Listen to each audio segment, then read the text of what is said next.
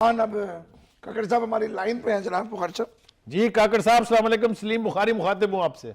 वालेकुम अस्सलाम बुखारी साहब, कैसे हैं आप? मैं ठीक हूँ बिल्कुल, आप खैरियत से हैं?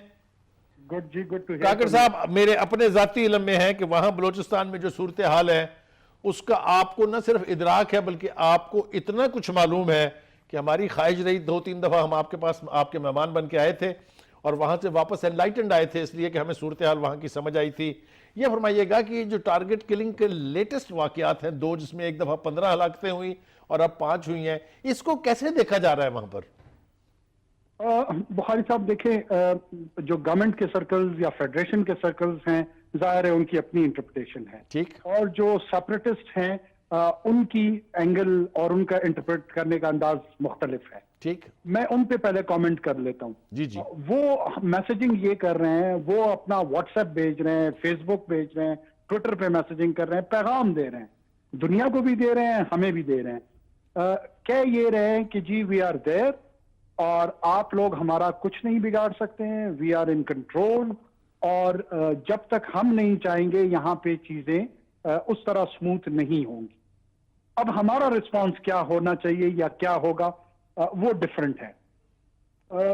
हम ये समझते हैं कि ये 4-4, 8-8, 10-10 का टोला है और ये चाहते हैं कि हिजानी कैफियत पूरे मुल्क में पैदा करे। चूंकि इनके पास बलोच पॉपुलेशन में सपोर्ट खो गए चुके हैं ये, तो वायलेंस एक वाहिद जरिया इनके पास रह गया है कि फियर जनरेट कर सके और उसके नतीजे में हिजान पैदा कर सकें और फिर वो बात जो वो करना चाहते हैं वो लाउडली कह सकें।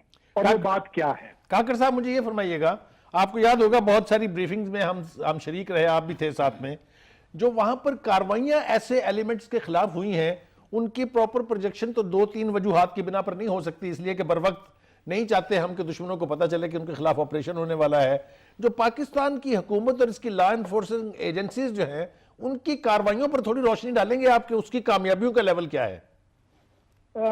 अभी तक पोस्ट 2013 में थोड़ा सा कमेंट करूंगा, उससे पहले को for the while though it's part of the history of LEAs, लेकिन उसको इग्नोर इसलिए करते हैं कि रीसेंट इवेंट्स जो हैं वो ज्यादा इंपॉर्टेंट और रेलेवेंस रखते हैं। इस वक्त तक जो एलजे के लोग थे, 2 किस्म के मिलिटेंसी या वायलेंस का हमें सामना है, एक रिलीजियस आउटफिट्स की तरफ से और दूसरा सेपरेटिस्ट की तरफ से। जी जी। पाकिस्तान में की एलईएज ने बलूचिस्तान के अंदर दोनों को काइनेटिक रिस्पॉन्सेज दिए और एलईजे के जो क्वेटा और उसकी सराउंडिंग्स में जो मेन लीडरशिप थी वो सारी की सारी इलिमिनेट।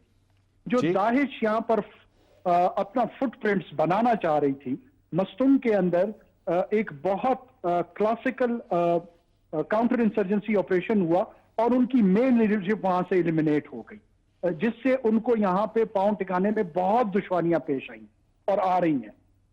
सेपरेटिस्ट के हवाले से भी